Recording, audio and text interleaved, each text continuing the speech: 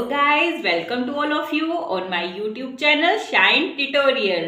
So guys, हमने कल जो था एंटीबॉडीज और एंटीजन के इंटरेक्शन के बारे में स्टडी किया और एंटीबॉडी की जो स्ट्रक्चर थी उसको डिस्क्राइब करा था, ठीक है। तो आज हमारा एक टॉपिक रहता है टाइप्स ऑफ इम्यून सिस्टम, ठीक है। पहले हम इम्यूनिटी के बारे में पढ़ चुके हैं कि इम्यूनिटी कितनी तरह की होती है, तो इसमें कंफ्यूज मत होइएगा। वो एक्वायर्ड इम्यूनिटी और जो इनेट इम्यूनिटी हमने करी थी, अब हम करेंगे टाइप्स ऑफ इम्यून सिस्टम, ठीक है।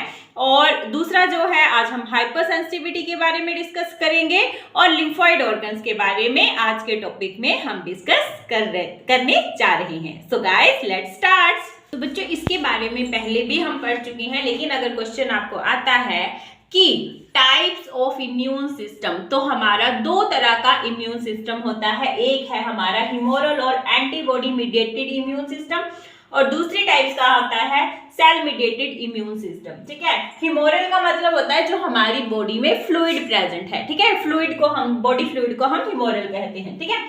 तो ह्यूमोरल एंटीबॉडी, अब देखिए एंटीबॉडी वर्ड आ रहा है, यानी कि इसमें एंटीबॉडीज यूज हो रही होंगी, ठीक है। तो ये किससे बना हुआ है? Formed of proteinaceous defence chemicals, जिन्हें हम क्या कहते हैं? एंटीबॉडीज, ठीक है। और ये बी लिम्फोसाइट्स में प्रोड्यूस होती हैं, सर्कुलेट करती है ब्लड प्लाज्मा के थ्रू और लिम्फ में, ठीक है। और प्रोटेक्ट करती है वायरस और बैक्टीरिया से, यानी अगर हमारी बॉडी में बैक्टीरिया वायरस अगर एंटर कर गया है तो एंटीबॉडी मीडिएटेड इम्यून सिस्टम क्या करेगी? एंटीबॉडीज प्रोड्यूस करेगी, और वो एंटीबॉडीज जो है वो क्या करेगी? वर्क करेगी against the virus and bacteria, ठीक है। दूसरी हमारी आती है सेल मीडिएटेड इम्यून सिस्टम। ये हाईली स्पेशलाइज्ड सेल से बनी है, जिसे हम टी लिम्फोसाइट्स कहते हैं।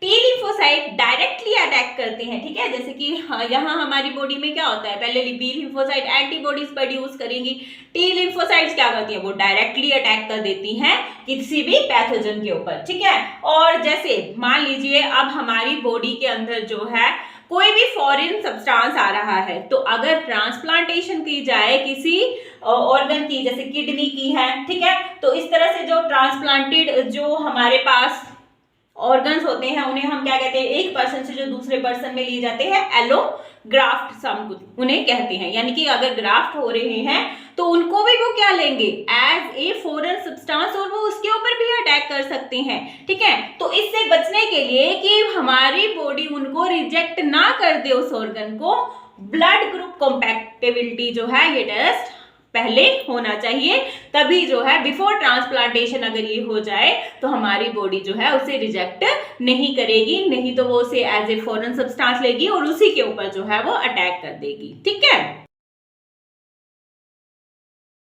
तो बच्चों, अब हम डिस्कस करेंगे हाइपर सेंसिटिविटी यानी एलर्जीज के बारे में, ठीक है। आप लोगों ने कई बार सुना होगा कि कुछ लोग जो होते हैं, जैसे झाड़ू लगाया तो धूल से ही एलर्जी हो जाती है, ठीक है। डॉग से, कैट से उनको एलर्जी है, उनके पास जाते हैं तो वो क्या करते हैं? वो छींकना स्टार्ट कर देंगे, खांसना स्टार्ट कर देंगे, ठीक है। उनकी नाक जो है वो लगातार बहना स्टार्ट हो जाएगी, ठीक है। तो इस तरह के सिम्टम्स, यानी अगर वो किसी नई जगह पे जा रहे हैं, ठीक है, तो वहां पे किसी फूल से ही, ठीक है, उसको ही जो है वो मतलब ये स्पोर्स वगैरह या पोलन उसके बॉडी में एंटर कर गया, ठीक है, इसमें रेस्पिरेटरी ट्रैक में, तो उससे ही उनको क्या हो जाएगा? छींकी आना स्टार्ट, स्नीजिंग स्टार्ट हो जाएगी। तो ये जो सिम्टम्स होते हैं ये एलर्जी के सिम्टम्स होते हैं, ठीक है। तो कोई भी फॉरेन सब्सटेंस जो है वो हाइपर सेंसिटिविटी कोज करता है, ठीक है, उसे हम एलर्जन कहते हैं। तो आइए इसकी डेफिनेशन देखते हैं। An allergy is the hypersensitivity of immune system, यानी हमारा इम्यून सिस्टम उसके अगेंस्ट क्या करेगा? रिस्पॉन्स करेगा of a person to some foreign substance is called the allergen, ठीक है। ये आपके कांटेक्ट में आने से भी हो सकता है, या अगर वो फॉरेन सब्सटेंस जो है बॉडी में एंटर कर गया है ये तब भी हो सकता है, ठीक है। मोस्टली जो एलर्जेंस हैं वो है dust, pollen, spores, feather, venoms, food, या कई लोगों को ड्रग से भी जो है वो एलर्जी हो जाती है, फूड से। कई लोग जो है जैसे अगर कद्दू खा लिया, पालक खा लिया तो उससे ही एलर्जी हो जाएगी उनको, ठीक है। तो डस्ट हो गया, ठीक है, तो डस्ट से एकदम से उनको छींके आना स्टार्ट हो जाएंगी, ठीक। तो सिम्टम्स क्या होती हैं? इन्फ्लेमेशन होती है म्यूकस मेम्ब्रेन्स के अंदर, जो है वो जलन स्टार्ट हो जाएगी, ठीक है।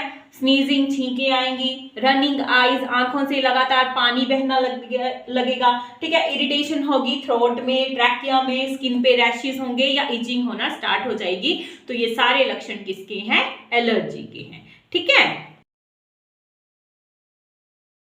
सो बच्चों, अब हम मैकेनिज्म देखते हैं कि एलर्जी में क्या होता है। अगर एलर्जन जो है कोई भी डस्ट पार्टिकल, पोलन या स्पोर्स हमारी बॉडी में एंटर कर गया है, ठीक है, तो वो अंदर जाके करता क्या है, किस तरह से हमें एलर्जी होती है, ठीक है। तो मैकेनिज्म क्या है इसका? फर्स्ट ऑफ ऑल सेंसिटाइजेशन, ठीक है। इसमें क्या होता है कि जो एलर्जन हमारी बॉडी में एंटर करा है वो एक्ट करेगा एज ए माइल्ड एंटीजन, वो एंटीजन की तरह बिहेव करेगा। अब एंटीजन अगर हमारी बॉडी में आएगा तो क्या होगा? एंटीबॉडीज प्रोड्यूस करेंगी, ठीक है। तो एंटीजन क्या करेगा? स्टिमुलेट करेगा फॉर्मेशन ऑफ एंटीबॉडीज। और आपको याद होगा कि हमने जो था टाइप्स ऑफ एंटीबॉडीज पढ़ी थी, तो उसमें हमने IgE को स्पेशल उसमें हमने डिस्कस करा था कि ये हमारी तब रिलीज होती है जब हमें एलर्जिक कंडीशन हो जाए, ठीक है।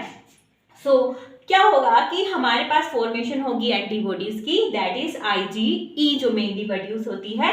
और ये जो एंटीबॉडीज प्रोड्यूस होंगी ये बाइंड कर जाएंगी mast cell of the connective tissue के साथ, ठीक है।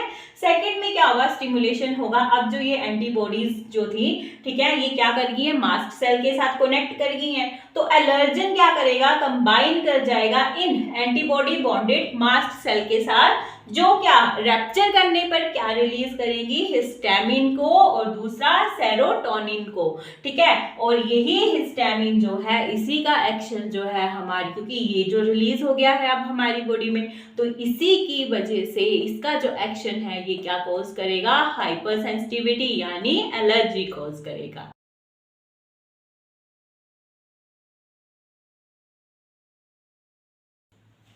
सो बच्चों, अब हम डिस्कस करेंगे टाइप ऑफ एलर्जीज, यानी कि एलर्जी कितने टाइप्स की होती है, ठीक है। तो फर्स्ट ऑफ ऑल आती है हे फीवर।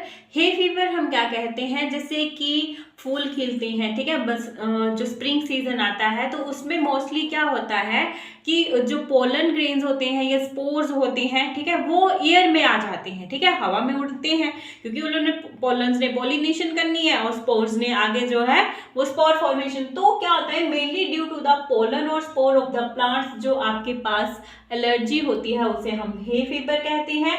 और इसमें क्या होता है कि सिक्रीशन होती है, lots of secretion from the mucosa of nose, throats etcetera, ठीक है। दूसरा आता है आपके पास एस्थमा। एस्थमा जो है वो कैरेक्टराइज्ड होता है बाय द नैरो ब्रोंकाई, ठीक है, bronchi spam and difficulty in breathing, सांस लेने में दिक्कत हो जाएगी, ठीक है। मोस्ट कॉमन एलर्जन जो है एस्थमा का वो क्या है? हाउस की डस्ट, घर में जो हमारे पास डस्ट उड़ती रहती है, ठीक है, या लगातार जो इंसान जो है डस्ट वाली या ऐसी कंडीशन में वर्क कर रहा है जो अनहाइजीनिक है, वहाँ पे कॉन्टिन्यूसली डस्ट उड़ती रहती है, जैसे कि अगर जैसे थ्रेड की फैक्ट्रीज होगी, क्लॉथ की फैक्ट्रीज होगी, ठीक है, तो इस तरह के। फिर पॉलन ग्रेन्स हो गए, पार्थीनियम जिसे हम कांग्रेस ग्रास के नाम से भी जानते हैं, ठीक है, तो उसके पॉलन्स जो हैं वो भी एस्थमा कॉज कर सकते हैं। पेट एनिमल से भी एलर्जी हो सकती है, जैसे कईयों को डॉग से, कैट से होती है, ठीक है। फिर एस्पिरिन या non steroidal anti inflammatory drugs, ठीक है, NSAID।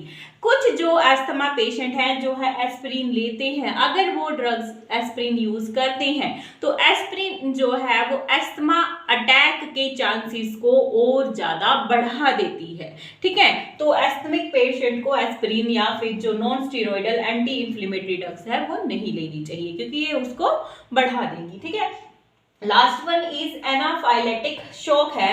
इसमें सिस्टमिक एलर्जिक रिएक्शन होती है, जैसे कि अगर किसी जैसे पेंसिलिन ड्रग्स ले ली, उसी से किसी को रिएक्शन हो गया, या आपको किसी बी ने काट लिया, मधुमक्खी ने काट लिया, ठीक है, तो हमारी बॉडी क्या करेगी? वहां पे रिएक्शन करेगी ना। तो इस तरह की जो रिएक्शन होगी एनाफाइलेटिक शॉक वो कहलाएगा, ठीक है बेटो।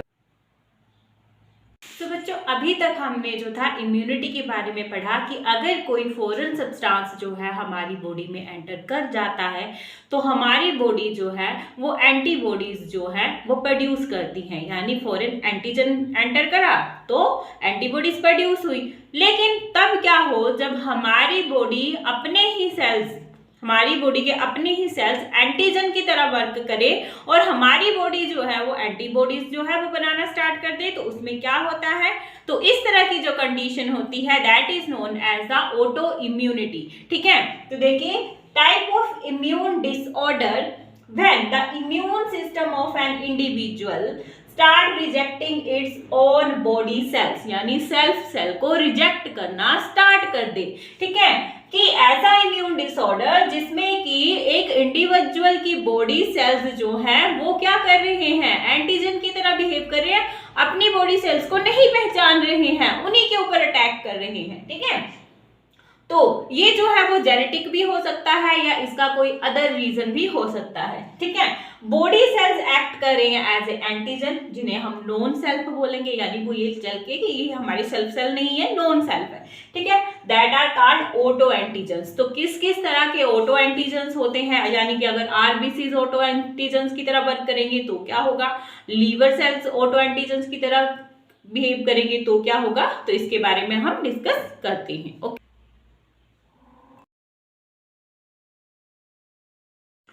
तो बच्चों अगर ऑटो एंटीजन्स जो हैं वो हमारी बॉडी के अपने ही सेल हो जाए, यानी आरबीसीज अगर ऑटो एंटीजन्स की तरह वर्क करना स्टार्ट कर दी, तो क्या होगा, हमारी बॉडी यानी हमारी इम्यून सिस्टम के जो लिम्फोसाइट्स हैं वो क्या करेंगे, वो डिस्ट्रॉय कर देंगे अपनी ही आरबीसीज को और क्रॉनिक एनीमिया हो जाएगा। ठीक है, और अगर मसल सेल्स जो हैं वो ऑटो एंटीजन्स की तरह वर्क कर रही हैं तो क्या होगा, हमारी इम्यून सिस्टम क्या करेगी, डिस्ट्रॉय करेगी अपने ही मसल सेल्स को, तो क्या कॉज करेगी, मायस्थीनिया ग्रेविस। ठीक है, नेक्स्ट अगर लीवर सेल्स जो हैं अगर ये जो है ऑटो एंटीजन्स की तरह वर्क कर रही हैं तो क्या होगा, हमारे अपने लीवर सेल्स जो हैं वो डिस्ट्रॉय हो जाएंगे, क्योंकि इम्यून सिस्टम क्या करेगा, उनको डिस्ट्रॉय कर देगा।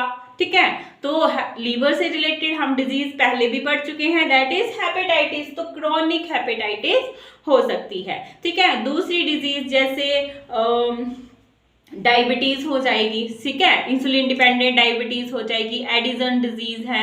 ठीक है, स्क्लेरोसिस है, तो ये डिजीज जो है ऑटो इम्यूनिटी की वजह से हो सकती है, जहां हमारी अपनी ही बॉडी सेल्स एंटीजन की तरह वर्क करना स्टार्ट कर देते हैं। ओके, तो अब हम लिम्फॉइड ऑर्गन्स के ऊपर आते हैं। तो अब हम डिस्कस करेंगे लिम्फॉइड ऑर्गन के बारे में। लिम्फॉइड ऑर्गन्स क्या होते हैं, वो ऑर्गन्स जहां पे लिम्फोसाइट का ओरिजिन होता है, यानी वो बनती हैं, ठीक है, मैच्योर होती हैं, पर प्रोलिफरेशन का क्या मतलब होता है कि इंक्रीज इन नंबर। ठीक है, increase in number.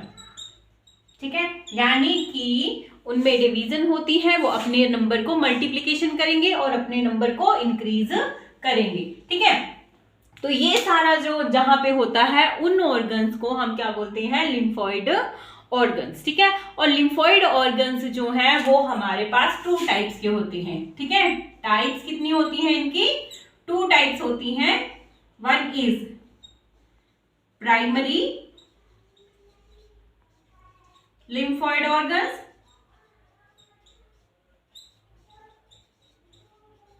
And secondary lymphoid organs.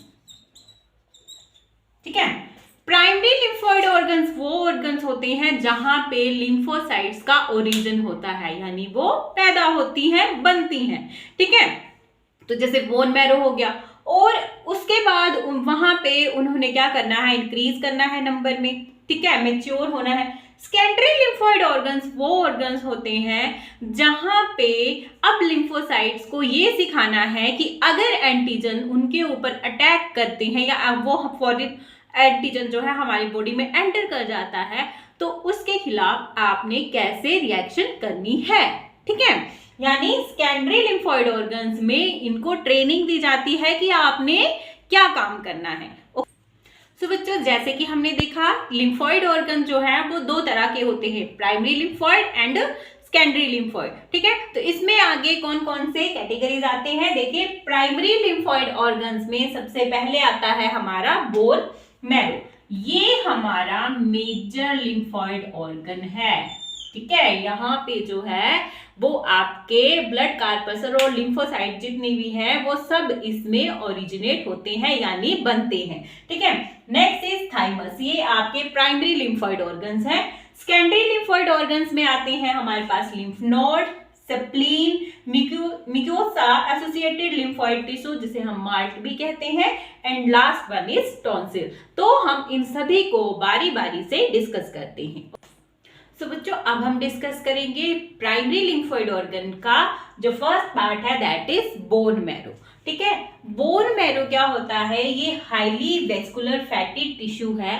ठीक है, जो कि लॉन्ग बोन्स जितनी भी है जैसे फीमर है, हीमर है, ठीक है, ये जो हमारी लॉन्ग बोन होती है इनकी मैरो कैविटीज के अंदर ये प्रेजेंट होता है। ठीक है, और ये हमारा मेन लिम्फोइड ऑर्गन्स है।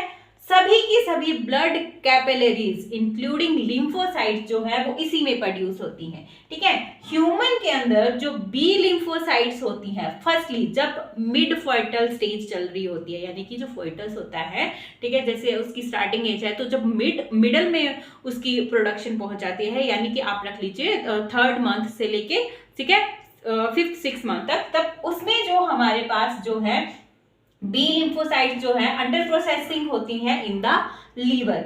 उसके बाद जब लेट फोइटल स्टेज आ जाती है, ठीक है, और आफ्टर बर्थ ये कहाँ चली जाती हैं, बोन मैरो के अंदर। कहाँ जाती हैं, बोन मैरो के अंदर। अब हम डिस्कस करेंगे, हमारे पास है सेकेंड प्राइमरी लिम्फोइड ऑर्गन जो क्या है, थाइमस। ठीक है, थाइमस कैसा होता है, सॉफ्ट पिंकिश बाइलोब्ड मास है लिम्फोइड टिश्यू का। ठीक है, और ये कहाँ प्रेजेंट होता है, बिहाइंड द स्टर्नम और टॉप ऑफ द हार्ट जो है इसकी लोकेशन है। ये 10 to 15 ग्राम तक होता है, लेकिन इसकी जो हमारे पास साइज है ना वो वेरी करता है। वेरी क्या मतलब कि जब एक स्मॉल बेबी होता है तो उसमें ये जो है लिम्फोइड जो थाइमस है वो हमारे पास स्मॉल साइज में होगा, लेकिन जैसे जैसे हम ग्रो करते जाते हैं अडल्ट एज में जो है ये इसका जो साइज है वो इंक्रीज कर जाएगा। आफ्टर दैट ये फिर से डिक्रीज करना स्टार्ट कर देता है। ठीक है, तो थाइमस क्या है, ये एक पॉलीपेप्टाइड थाइमोसिन हार्मोन जो है वो सिक्रीट करता है। ठीक है, देखिए लिम्फोसाइट्स जो थी वो हमारे पास बोन मैरो के अंदर प्रोड्यूस हो रही थी। ठीक है, उसमें से जो टी लिम्फोसाइट्स है ना इनकी जो आगे मिच्योरेशन होगी ना वो जाके थाइमस में होगी। ठीक है, थाइमस उनको मिच्योर करने में हेल्प करता है। कैसे, थाइमोसिन हार्मोन्स जो है वो हेल्प करेगा in the development and maturation of T lymphocytes of the immune system. ठीक है, तो ये था हमारे पास प्राइमरी लिम्फोइड ऑर्गन का second part that is thymus. Okay, so बच्चों सेकेंडरी लिम्फोइड ऑर्गन्स के बारे में हम कल डिस्कस करेंगे क्योंकि थोड़ा लॉन्ग टॉपिक चला जाएगा। ठीक है, तो उसके बारे में हम कल डिस्कस करेंगे। तो मेरे चैनल को शेयर भी करिए, लाइक भी करिए और सब्सक्राइब भी करिए। Stay tuned with us, then good bye.